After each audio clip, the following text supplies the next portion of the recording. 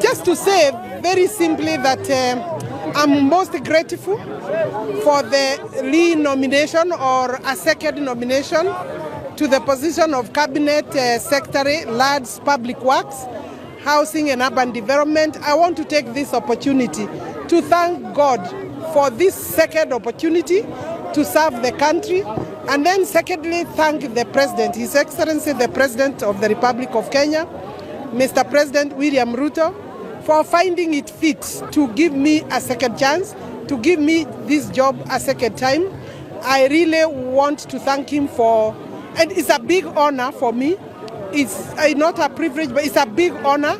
It's a big responsibility, and I appreciate and confirm and commit my personal commitment to the job, and there is nothing to take for granted about.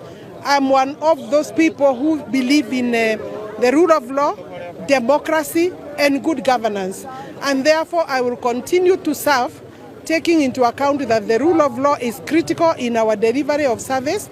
And I'm hoping and praying that Parliament will find me suitable to be given the job that the President has nominated me. Considering where the nation is, I'm calling for peace.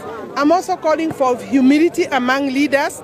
I think that is one of the things that I hold dear, and that the Kenyan people must agree to allow processes to be taken forward from where we are, using our constitution and using the sovereignty of the people, but remembering that that sovereignty must be exercised within a constitutional order and within the rule of law, so that law and order is maintained. We should not allow our country to be taken to another level of anarchy, and we must guard the peace that we have enjoyed in the country and in the region jealously, so that we remind ourselves that we have a country to guard. We have to promote peace. We don't want to destroy our country. We obviously know that there is a lot of work to do to build the country.